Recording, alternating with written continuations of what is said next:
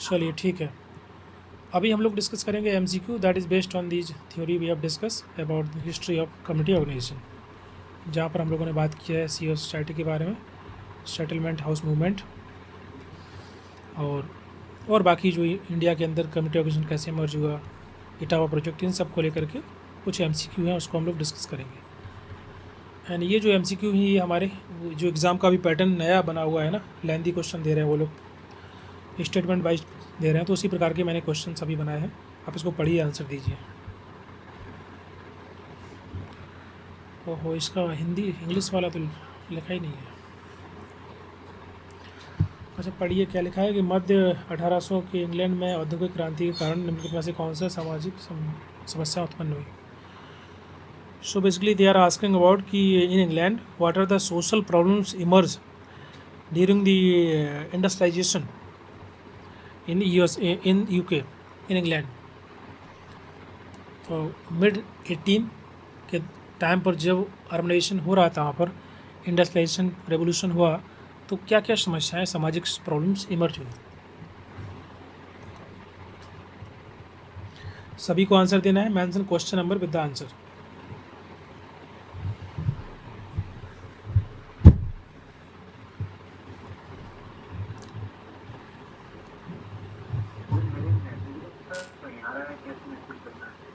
Message नहीं आ रहा है आपके में?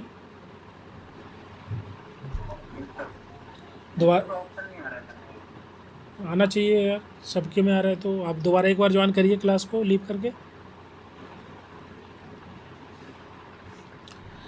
ओके, तो आंसर सभी का पहला आ रहा है। क्या लिखा है कि overcrowding in the urban area due to the rural urban migration. बिल्कुल सही लिखा है कि अर्बन एरिया से लोग रूरल एरिया में जाना शुरू किए, और उस टाइम पे यूके के अंदर जब इंडस्ट्रियलाइजेशन स्टार्ट हुआ, ओके, रोज़गार के लिए, एजुकेशन, हेल्थ के लिए, तो फिर कहीं ना कहीं ओवर क्राउडिंग स्टार्ट हुई अर्बन एरिया के अंदर। ठीक है, क्योंकि लोग ज़्यादा बढ़ेंगे, स्पेस तो लिमिटेड होता है, तो ओवर क्राउडिंग होगी। दूसरा लिखा है कि highways and improve living condition for factory worker. तो ये गलत है, क्योंकि फैक्ट्री वर्कर्स का तो वहाँ पर एक्सप्लोरेशन स्टार्ट हुआ था, बहुत ज़्यादा काम किया, ओवर टाइमिंग काम करना पड़ा उनको, हाइजरस कंडीशंस में काम करना पड़ा। ठीक है, लो वेज, कम पैसे में काम करना पड़ा, तो ये तो वहाँ पे कंडीशन ख़राब हुई। नेक्स्ट है इसमें exploration, accident and unemployment in industrial centres. Of course urban area के अंदर जब लोग ज़्यादा वहाँ पहुँचना शुरू किए, तो कहीं ना कहीं और ज़्यादा एक्सप्लोरेशन किया गया संस्था इन सभी इंडस्ट्री सेक्टर के द्वारा, और बेरोजगारी बढ़ी, एक्सीडेंट बढ़ी, ये सभी दुर्घटनाएँ बढ़ती गई। फोर्थ लिखा है organise and efficient private charity system. तो ये तो गलत है। So the first and the third will be right answer. Next question, question number second. Question को पढ़िए और ऑप्शन देखिए कि कौन सा ऑप्शन आपका एलिमिनेट हो सकता है।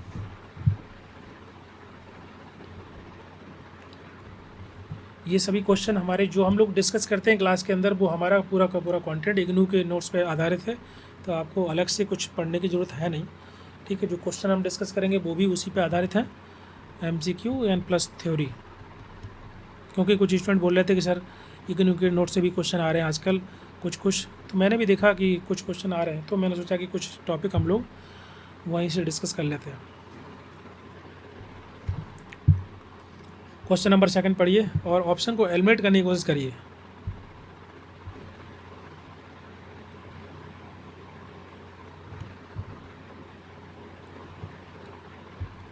ये बहुत आसान क्वेश्चन है। अगर आप देखेंगे कि 4 स्टेटमेंट के अंदर एक स्टेटमेंट ऐसा है जो कि गलत है, और आपको पता चल जाए तो आप आंसर डायरेक्ट मार्क कर सकते हैं।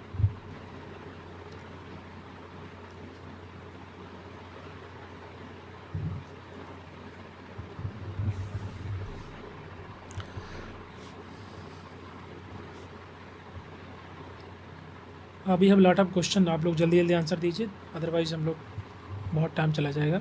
We have 25 question. पहला लिख रहा है कि पहले क्वेश्चन के बारे में बात करते हैं। Following were the prevalent belief about the poverty during the.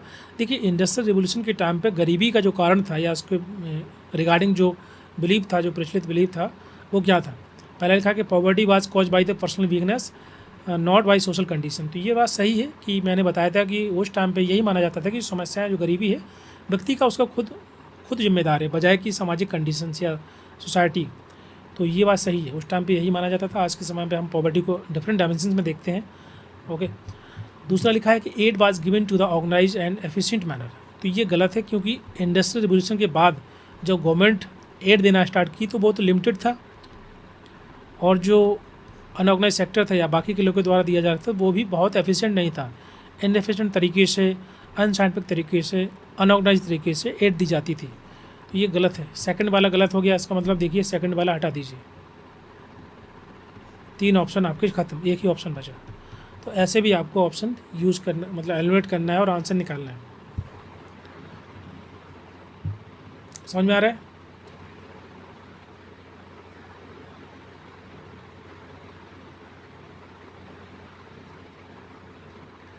तीसरा क्या लिखा है कि poverty was result of systematic exploitation and inequality. तो ये देखिए ये बात ठीक है, लेकिन क्वेश्चन में बात कर रहे हैं बिलीव की, कि उस टाइम पर जब इंडस्ट्रियल रिवोल्यूशन के टाइम पर पॉवर्टी को हम किस तरीके से देखते थे। उस टाइम पे हमारा फोकस यही था, हम देखने का तरीका, नज़रिया, कि जो गरीबी है उसका कारण व्यक्ति खुद है, पर्सनल बैकनीस की वजह से है, ना कि कोई सिस्टमेटिक एक्सप्लोरेशन। आज हम देखते हैं कि समाज के अंदर सिस्टमेटिक एक्सप्लोरेशन की वजह से गरीबी है या कई प्रकार की और सब प्रॉब्लम्स होती हैं। इसी वजह से सरकार के द्वारा जो पॉजिटिव डिस्क्रिमिनेशन किया जाता है, जैसे कि रिजर्वेशन वगैरह हैं, तो उसको हम अलग तरीके से देख पाते हैं आज, लेकिन उस टाइम पे ऐसा नहीं देखा जाता। तो ये बात गलत हो जाएगा आपका। Next question, question number 3, which of the following were consequences of rapid urbanisation during the industrial revolution. औद्योगिक क्रांति के दौरान तेज़ी से शहरीकरण के निम्नलिखित में से कौन से परिणाम थे। कॉन्सिक्वेंसेस आपको बताने हैं।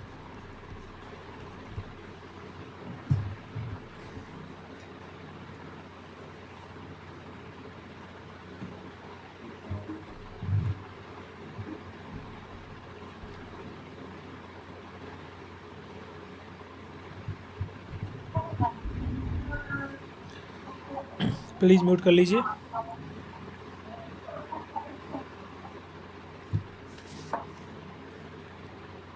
क्वेश्चन नंबर 3 का आंसर दीजिए। Again try to eliminate the option, जो स्टेटमेंट है उसको आप हटाने की कोशिश करिए। पहला क्या लिखा है कॉन्सिक्वेंसेस में, increase agriculture productivity in the urban rural area. क्या रैपिड अर्बनाइजेशन की वजह से इसके कॉन्सिक्वेंसेस में क्या हुआ, ये तो नहीं हो सकता।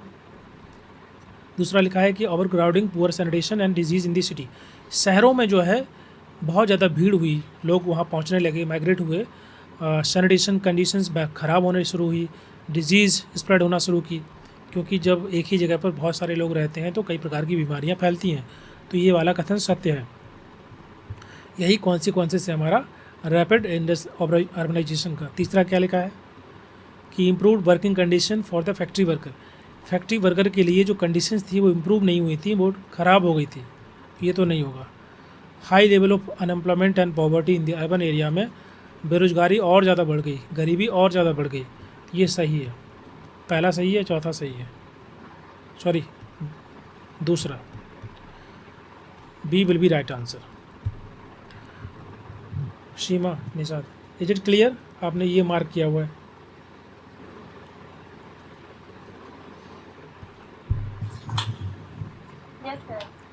Question number 4, which of the following were the key feature of charity organisation society. अब पढ़िए क्या आंसर होगा। क्या क्या मुख्य विशेषताएं थी संस्थाओं की, ये सोसाइटी की।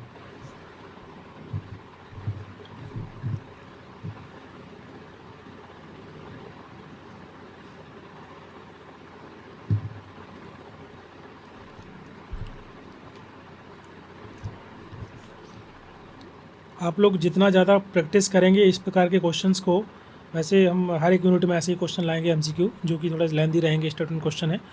हमारी प्रैक्टिस इन सभी क्वेश्चन में अगर अच्छी हो जाएगी ना, तो हम लोग जल्दी क्वेश्चन सॉल्व कर पाएंगे। एग्जाम में आजकल देख रहे हो बहुत टाइम लगता है, स्टूडेंट पूरे क्वेश्चन सॉल्व नहीं कर पाते हैं, बिकॉज ऑफ हमारी जो प्रैक्टिस थी पुरानी PYQ की, वो PYQ सिंपल एक क्वेश्चन है, उसमें 4 ऑप्शन दिए हैं। ओके, उसको पढ़ने में कम टाइम लगता है, आंसर लगाने में कम टाइम लगता है, लेकिन जहाँ पर स्टेटमेंट रहते हैं ज़्यादा मल्टीपल, वहाँ पर टाइम बहुत लगता है। तो हमको प्रैक्टिस इन्हीं क्वेश्चन पे करना है, इसी प्रकार के क्वेश्चन। तो जितने भी MCQ रहेंगे हमारे अभी एग्ज़ाम तक, इसी पैटर्न पे आधारित होंगे। क्वेश्चन नंबर 4 का आंसर दीजिए, क्या होगा। आई थिंक सभी का करेक्ट है कि यहाँ पर विशेषताएं पूछ रहे हैं कम्युनिटी ऑर्गेनाइजेशन की। पहला लिखा है कि it provide aid without investigating applicant, तो ये तो बिल्कुल गलत है। शिया सोसाइटी जब स्टार्ट की गई उसका फोकस था कि हम साइंटिफिक चैरिटी करेंगे, साइंटिफिक प्रोसेस को फॉलो किया जाएगा, प्रॉपर इन्वेस्टिगेशन किया जाएगा, डुप्लीकेसी को हटाने के लिए, इनएफिशिएंसी को हटाने के लिए। तो ये तो गलत है। ये वाला ऑप्शन गया, ये वाला ऑप्शन गया, ये वाला ऑप्शन गया। आपका आंसर आ चुका है। तो इसको सॉल्व करने में आपको 10 सेकंड से ज़्यादा नहीं लगने चाहिए। बाकी सेकंड ऑप्शन देखिए, it focus on the self help and employment rather than the direct aid. बजाय कि किसी व्यक्ति को डायरेक्ट हम पैसा दें या उसको एड दें, हम फोकस करते हैं कि कैसे उसको उसकी स्व सहायता की जाए, उसको रोजगार प्रोवाइड किया जाए। तो ये सही लिखा है। इट केप्ट सेंट्रलाइज रिकॉर्ड, हाँ, जितने भी लोगों को हेल्प किया गया उनका प्रॉपर तरीके से दस्तावेज इकट्ठा करना, उनका record banana, so that duplicacy ना हो और कोई व्यक्ति छूटे भी ना। तो ये भी सही लिखा है। It avoid coordination with other charities to maintain the independence. Independence को मेंटेन करने के लिए कोऑर्डिनेशन बाकी संस्थाओं के द्वारा जो है अवॉइड किया गया। Is it right? नहीं, ये भी गलत है। तो सेकंड वाला करेक्ट हो जाएगा। Question number 5, which of the following bar objectives of CO society. जल्दी से आंसर दीजिए फोर्थ का।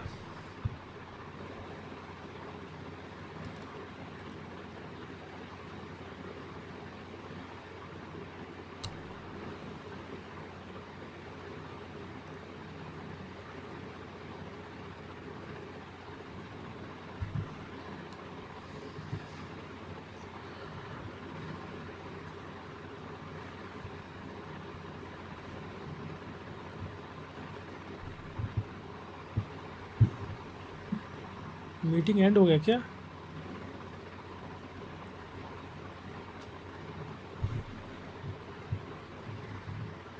हेलो।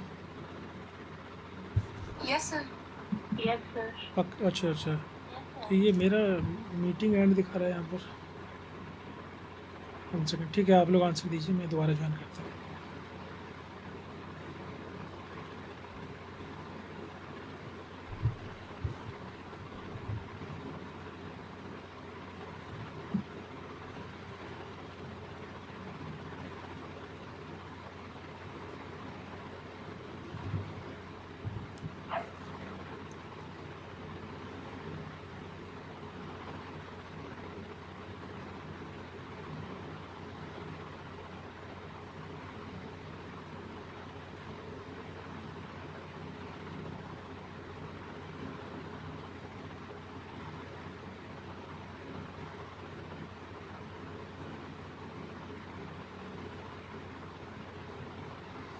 ओके, तो आप लोगों के क्या आंसर है?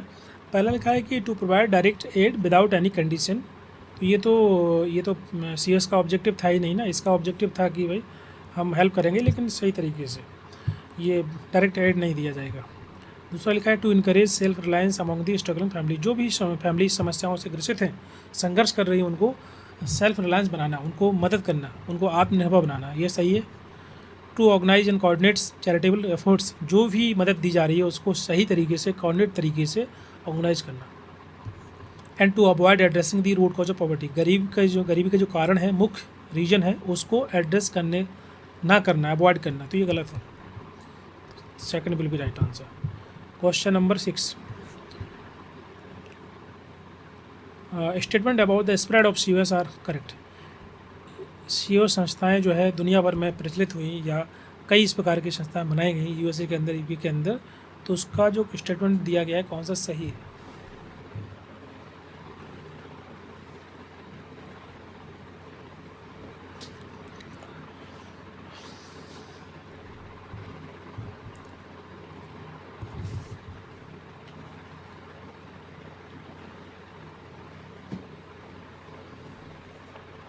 जल्दी से आंसर दीजिए। अभी हम डिस्कस किए थे कि जो पहली संस्था बनाई गई थी लंदन के अंदर, वो 1869 में।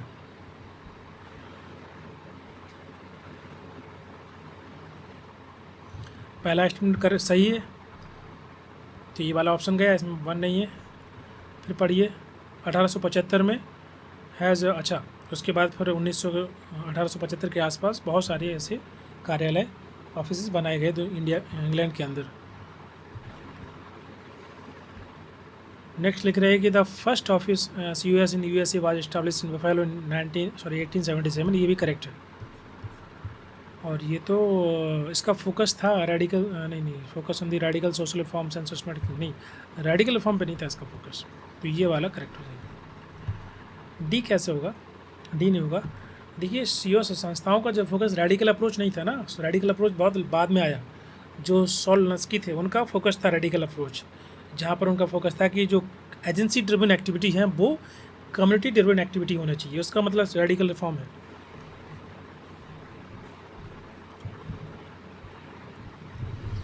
Okay, C will be right answer. Question number 7 पढ़िए, आंसर दीजिए।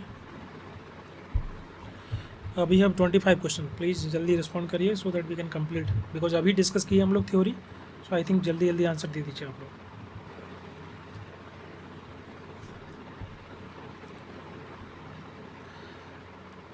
यहाँ पूछना है कि सबसे प्रमुख विशेषता क्या है सेटलमेंट हाउस मूवमेंट की, क्या थी उस टाइम पे।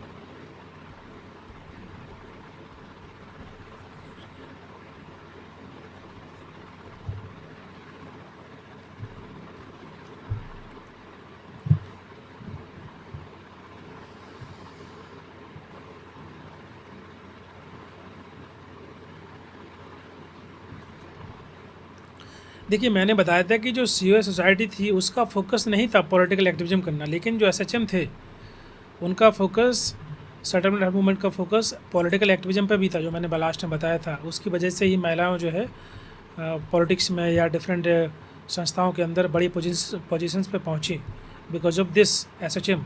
तो पॉलिटिकल एक्टिविज्म करना इसका फोकस था। तो ये जो लिखा है ना इट अवॉइड पॉलिटिकल एक्टिविज्म, तो ये गलत हो जाएगा। It focus even it provide the it address the politics, इसमें मतलब इस पर काम करना साथ ही साथ चैरिटी के साथ साथ, तो ये गलत हो जाएगा। तो 3 नंबर जहाँ है उसको हटा दीजिए। अरे क्या हो गया,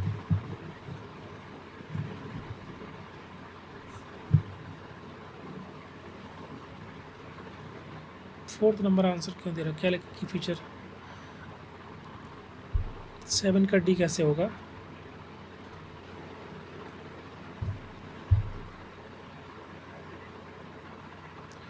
अरे जो सेटलमेंट हाउस मूवमेंट थे दे वर actively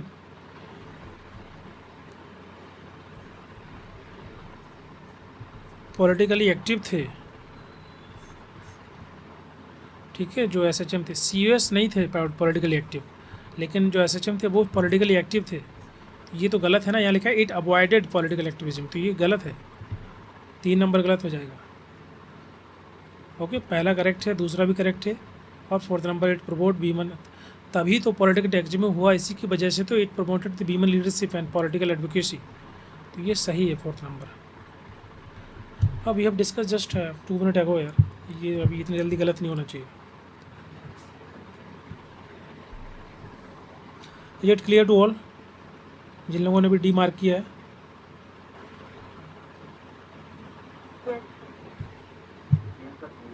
question number 8, which the following man were the major settlement house in USA, USA के अंदर कौन कौन से मुख्य सेटलमेंट हाउस मूवमेंट रहे हैं?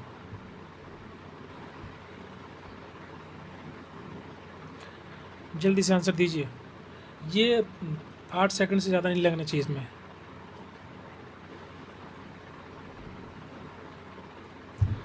यहाँ लिखा है यूएसए, यहाँ लिखा है लंदन, तो ये तो होगा ही नहीं।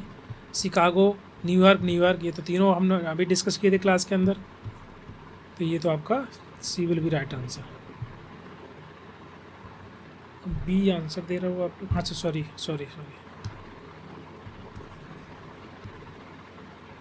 बी विल बी आंसर, पहला छोड़ के बाकी तीनों करेक्ट है, ये हम लोग डिस्कस भी किए थे। Next question, question number 9, what were the impact of SHM, क्या इम्पैक्ट रहा है इसका, क्या प्रभाव हुआ है? हम लोग डिस्कस किए प्रभाव भी।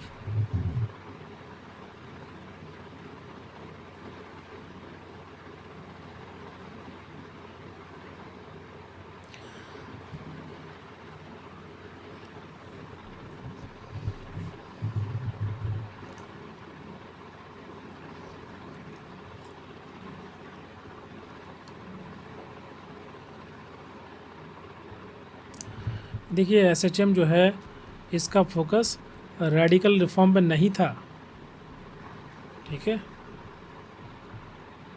सेकंड वाला नहीं होगा।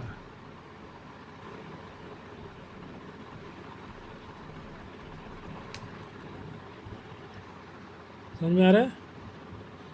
और वैसे भी लास्ट वाला जो लिखा है ना कि it avoided the addressing issue of poverty और इनइक्वलिटी को तो एड्रेस करने के लिए इसने काम किया है, इसने अवॉइड नहीं किया ना। That promote addressing the issue of poverty and equality, समाज के अंदर जो असमानता है और जो गरीबी है उसके मुद्दों को संबोधन करने की कोशिश की, ना कि उससे बचे, तो ये गलत है। तो ये वाला फोर्थ, वैसे भी ये वाला ऑप्शन आपका, दो ऑप्शन तो एलिमिनेट हो गए, एक ही ऑप्शन बचा आपका।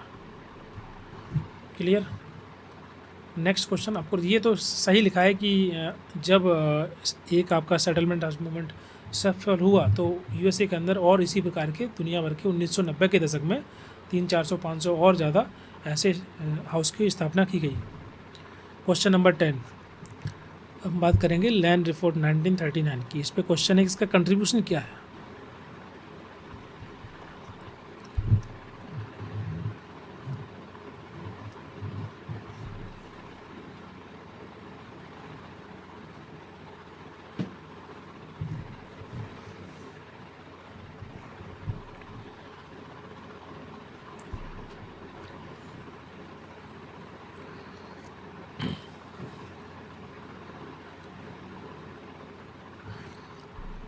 पढ़िए क्या लिखा है। देखो पहला लिखा है कि it formally recognise community organisation as a social work method, बिल्कुल सही लिखा है कि लैंड रिपोर्ट के माध्यम से ही कम्युनिटी ऑर्गेनाइजेशन को एज ए मेथड रिकोगनाइज किया गया, as a formal.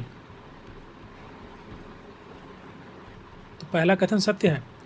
It emphasise the importance of expert planners and data driven decision making. Is it right wrong? इसके बारे में हम लोग चर्चा नहीं की है ना। It define community organisation as a both as a process as a field, ये भी हमने बताया था, ये प्रोसेस की तरह काम करता है और एरिया भी है, फील्ड भी है। तीसरा भी सही है। इट फोकस ऑन रेडिकल, ये तो इट रेडिकल सोशल रिफॉर्म पे नहीं है आधारित, पहला और तीसरा करेक्ट है।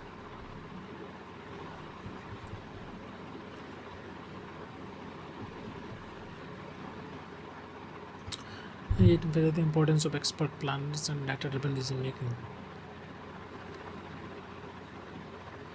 नहीं नहीं, देखो अब जिन लोगों ने सेकंड मार्क किया, देखो वैसे कि लैंड रिपोर्ट को अगर हम देखें तो उस पर ये फोकस नहीं था उसका, एक्सपर्ट प्लानर्स या data driven decision making. Of course अगर कोई भी काम सिस्टमेटिक तरीके से होता है तो डिसीजन मेकिंग डाटा ड्रिवन होगी या सिस्टमेटिक तरीके से होगी, लेकिन चर्चा जो कंट्रीब्यूशन लैंड रिपोर्ट का ये नहीं है। इसका कंट्रीब्यूशन है कि सोशल कम्युनिटी ऑर्गेनाइजेशन को एज ए मैथड बनाना और एज ए प्रोसेस और एज ए फील्ड की तरह ट्रीट करना। तो फोकस कम्युनिटी ऑर्गेनाइजेशन पर ना है, ना कि उसके काम पर, ठीक है। तो ये वाला उस पर नहीं होगा, अदरवाइज आप मार्क कर सकते हैं, इन जनरली करेक्ट होगा। अदरवाइज अगर आप देखेंगे यहाँ लिख रहा है कि क्या कंट्रीब्यूशन है लैंड रिपोर्ट का, यहाँ पर फोकस किया गया है कि उसके कंट्रीब्यूशन पर। समझ में आ रहा है? इसलिए सी नहीं है।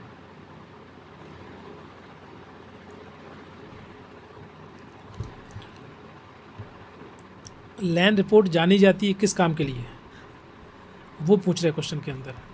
उसका ये काम नहीं था, मतलब उसका जो कंट्रीब्यूशन है, जो बेसिक कंट्रीब्यूशन है, जो इम्पॉर्टेंट चीज़ है वो है कि social work, so community organisation को एज ए मैथड कंसिडर करना, उसको as a process, as a field की तरह मानना, ये सबसे महत्वपूर्ण कंट्रीब्यूशन है। तो इसलिए पहला और तीसरा करेक्ट है।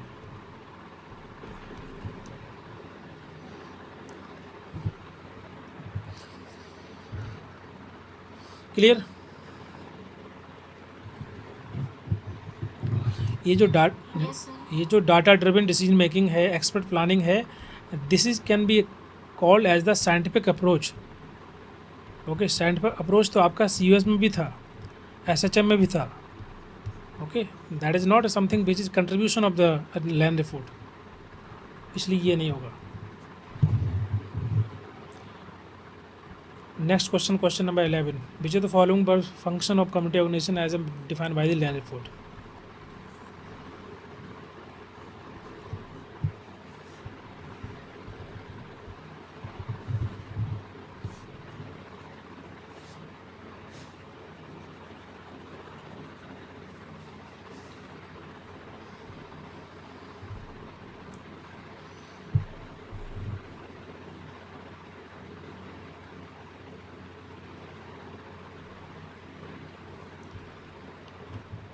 Fact finding for social planning and action, function की आप यहाँ पर उन्होंने बात की फंक्शन की, बिल्कुल जो मैंने बताया था कि क्या क्या फंक्शन है इसके। पहले क्वेश्चन में पूछा गया था कंट्रीब्यूशन, प्रमुख कंट्रीब्यूशन, तो मैंने बताया था कि फैक्ट फाइंड करना, ठीक है, फॉर सोशल प्लानिंग एक्शन के लिए इनिशिएट करना, डेवलप करना, मॉडिफाई करना सोशल वेलफेयर सर्विसेज को जो पहले से बनी है उनमें अगर इसी प्रकार का संशोधन करना है या नई बनाना है या चेंज करना, बदलाव करना है, तो ये भी काम रहा है। Promoting the radical social reforms in systematic change, तो ये नहीं होगा। Facilitating the inter relationship between the different welfare body, जो भी मैंने बताया था कि अलग अलग जो संस्थाएं होती हैं उनके बीच में कोऑर्डिनेशन, इंटर रिलेशन डेवलप करना, फैसिलिटेट करना, ये सही है।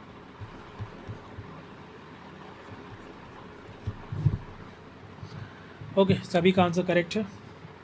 Question number 12, which is the following statement about the land report is correct, land report को लेकर के कौन सा कथन सत्य है।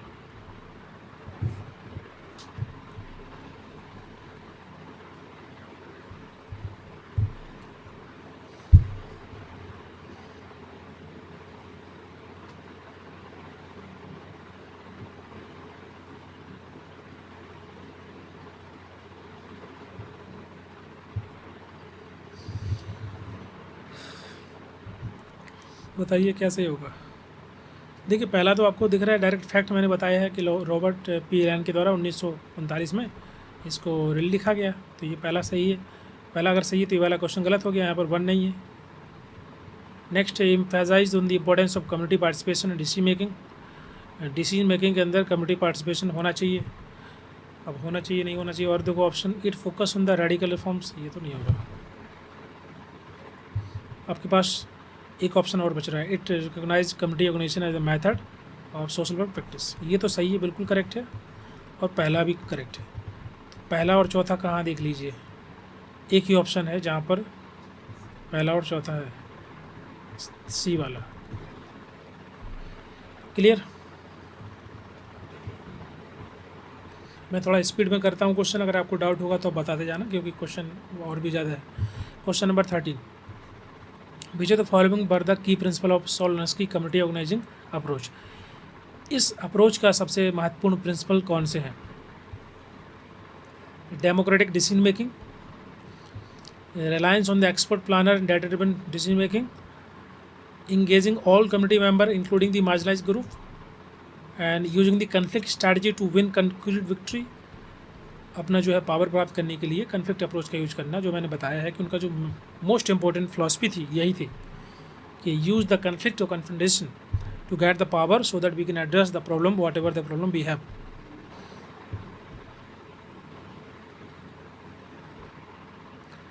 Option number D will be right, कौन सा, सॉरी, और रिलायंस ऑन द एक्सपर्ट, नहीं ये तो वैसा कोई चर्चा है नहीं, ऑप्शन ही मतलब ऐसा नहीं बनना चाहिए, लेकिन ये बन गया, ये तो है नहीं है ना। Reliance on the expert planner data driven, ये तो हर जगह होता है।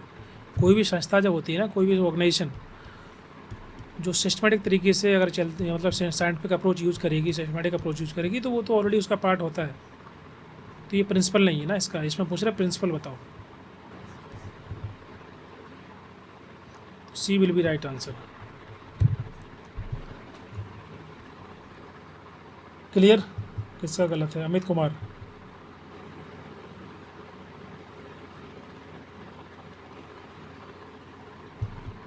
Is it clear, 1, 3, 4 will be right answer.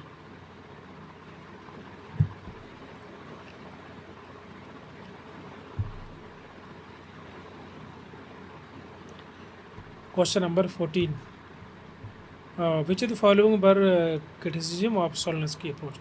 अच्छा, इनकी जो अप्रोच थी रेडिकल अप्रोच, इसमें इनका क्रिटिसिज्म भी हुआ, मैंने बताया था, 1-2 पॉइंट बताए थे। पहला तो ये था कि उन्होंने जो है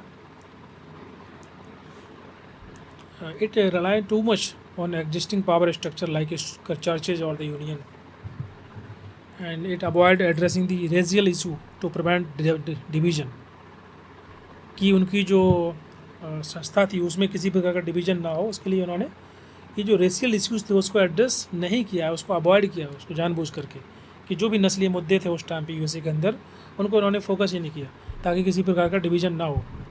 तो ये सही लिखा है, तो पहला भी करेक्ट है। कि उन्होंने बहुत ज़्यादा फोकस किया कि जो एजुकेशन पावर स्ट्रक्चर है, यूनियंस हैं, चर्चेस हैं, उस पर उन्होंने ज़्यादा रिलाई किया. It focus on radical social reforms and systematic change. It emphasise, इसके लिए क्रिटिसिज्म नहीं हुआ ना, यहाँ बात कर रहे हैं कि क्रिटिसिज्म का कारण बताओ. It emphasise long term community building over the immediate victory. See the focus of this question is to what are the criticism. तो ये दो क्रिटिसिज्म आपके थे. ठीक है, ये जो थर्ड नंबर के लिखा है वो सही बात लिखी है, लेकिन वो उसके लिए क्रिटिसिज्म नहीं किया गया उसमें. Is it clear? आप लोग आंसर दीजिए, आप लोगों के आंसर नहीं आ रहे हैं.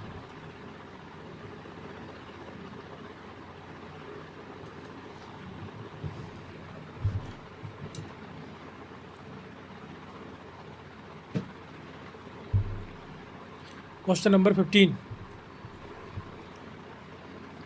इनके जो काउंसिल थी जिसका नाम था back of the yard neighbourhood council, BYNC, what are the following were achievement. Question को पढ़िए, उसमें क्या कीवर्ड लिखा है उसके बेसिस पे आपको आंसर देना है. एग्ज़ाम में यही छोटी छोटी गलती करके आते हैं क्योंकि पूरा पढ़ते नहीं हैं और उसके बेसिस पे हम लोग आंसर मार्क कर देते हैं. तो समटाइम्स ऐसा लगता है कि चारों ऑप्शन या 3 ऑप्शन जो दिख रहे हैं वो करेक्ट हैं. That can be correct, but as per the question requirement वो ऑप्शन गलत हो सकता है.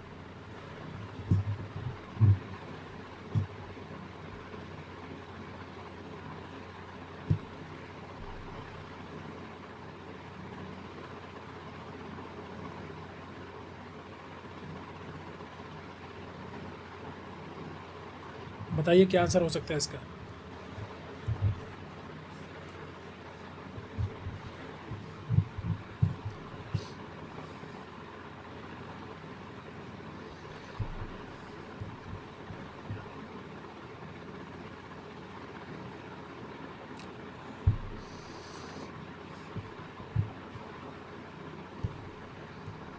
बोलिए. पहला ऑप्शन लिखा है कि it secure jobs and services for the community. बिल्कुल, मैंने बताया था कि ये जो काउंसिल थी इसके माध्यम से लोगों को जॉब या सर्विसेज प्रोवाइड कराना, कम्युनिटी को, या गवर्नमेंट के साथ मिलकर के काम करना या बाकी एजेंसी के साथ मिलकर के काम करना, एक डेमोक्रेटिक ऑर्गेनाइजेशन की तरह काम करना. पहला वाला करेक्ट है. दूसरा करेक्ट है. तीसरा क्या लिखा है, it focus on radical social reform. देखिए जो संस्था इनकी जो थी या जो उनका आइडियोलॉजी था वो तो रेडिकल रिफॉर्म पे था ही, सिस्टमेटिक चेंज पे था. और फोर्थ नंबर लिखा है, it avoided using the conflict strategy to achieve its goal. Avoid नहीं, they use conflict strategy to achieve the goal. क्या आंसर हो जाएगा?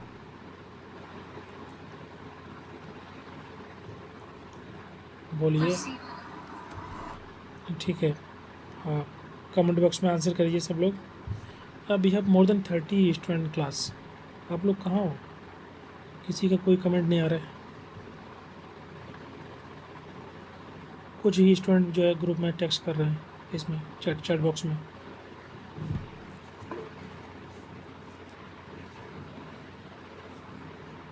कोमल चौरसिया, हाँ प्लीज़ बोलिए.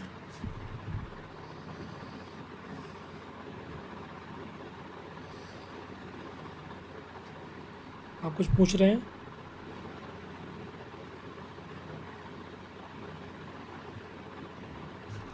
Okay, third will be right answer.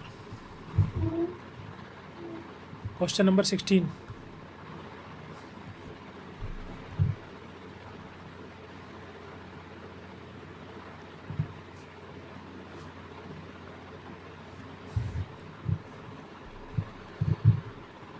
Sixteen का आंसर दीजिए जल्दी से. आसान क्वेश्चन है, देख कर आंसर आपको मार्क करना है. जॉब कॉर्पस क्रिएट करना, heart start, head start, food stamp, VISTA. These are the some important key programme of war on poverty by the USA. Option number D correct हो जाएगा. सभी के सभी हम लोग डिस्कस किए हैं क्लास के अंदर अभी. Next question, question number 17. Which are the following were the objective of the war on poverty. War on poverty को लेकर के क्या क्या ऑब्जेक्टिव थे जब USA के प्रेसिडेंट ने इसको लागू किया जो है.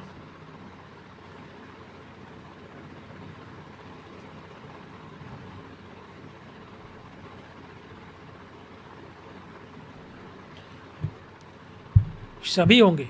इन्होंने सेल्फ हेल्प प्रोजेक्ट को स्पॉन्सर किया एंड इसके अलावा सोशल एक्शन एडवोकेसी को प्रमोट करना, लोकल सर्विसेज जो एग्जिस्टिंग है उसको कोऑर्डिनेट करना और साथ ही साथ गरीब लोगों को नई सर्विसेज प्रोवाइड कराना। ऑप्शन नंबर डी करेक्ट हो जाएगा। Question number 18, which of the following are the impact of the war on poverty. इसका क्या इम्पैक्ट रहा?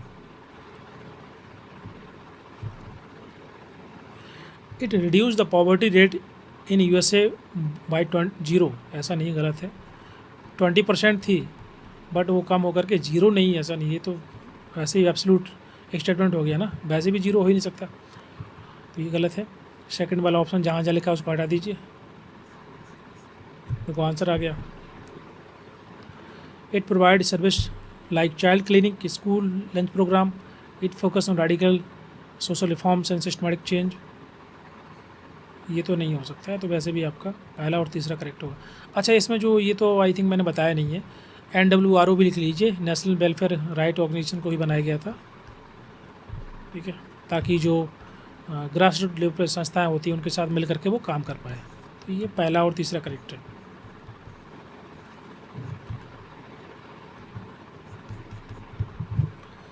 Next question, question number 19, Etawah pilot project 1948, what are the objective?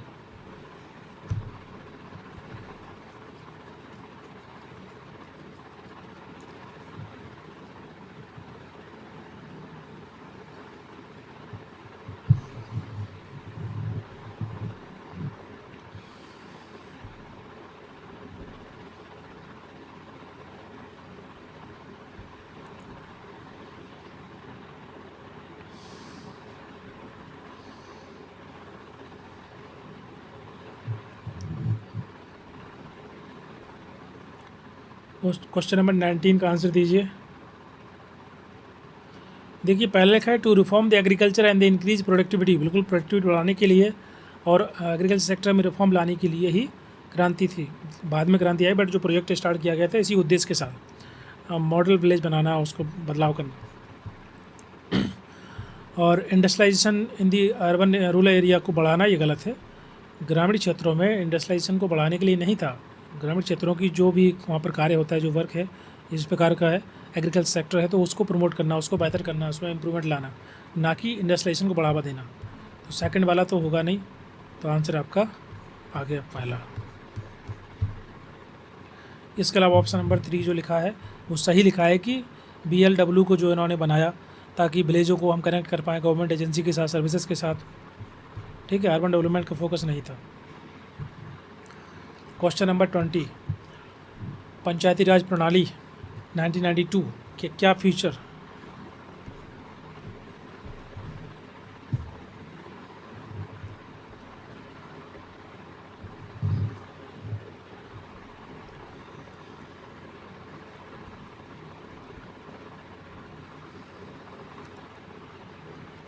So this is the last question of this today session, जल्दी से इसका answer दीजिए।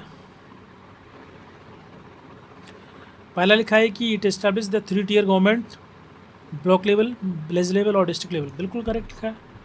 It focus on the urban development, नहीं। It M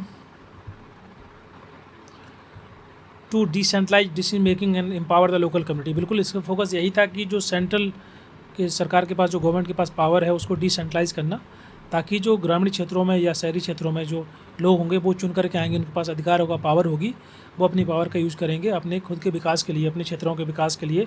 उसके लिए इन्होंने इसको डिसेंट्रलाइज किया गया डिसीजन मेकिंग पावर को, ताकि लोकल लोगों को एम्पावर किया जा सके, उनको अधिकार दिया जा सके, उनको पावर दिया जा सके। तो करेक्ट है। इट अवॉइडेड एड्रेसिंग, ये भी गलत है, पहला और दूसरा करेक्ट हो जाएगा। क्लियर है?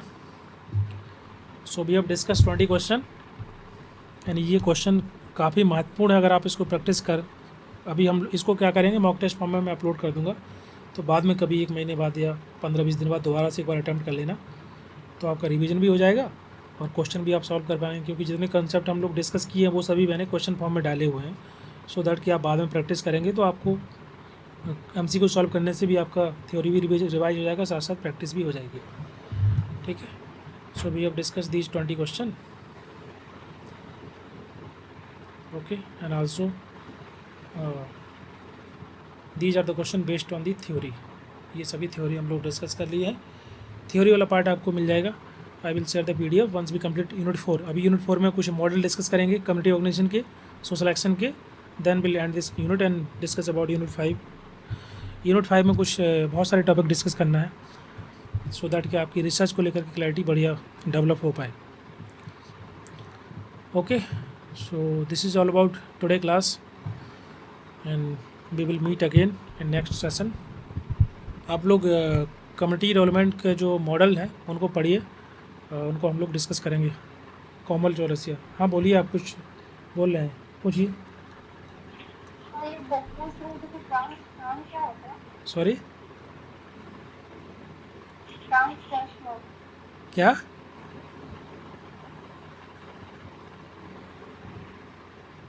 आवाज़ नहीं आ रहा, लिखिए, चैट बॉक्स में लिखिए आप।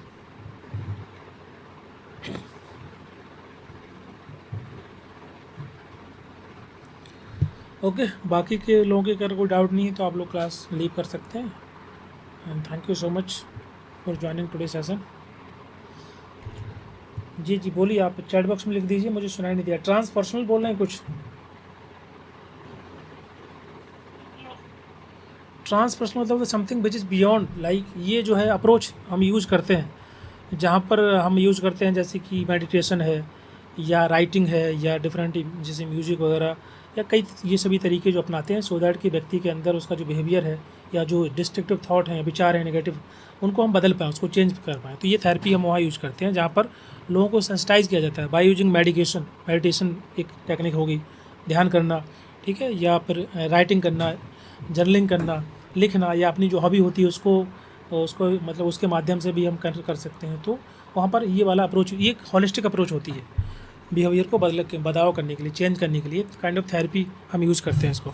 ओके, अगर कोई भी टॉपिक आपको डिटेल में डिस्कस करना है या पूछना है तो आप उसको चैट बॉक्स में लिख देना, उसमें नीचे ग्रुप के अंदर, सो दैट कि मैं उसको पूरा पढ़ा पाऊँगा।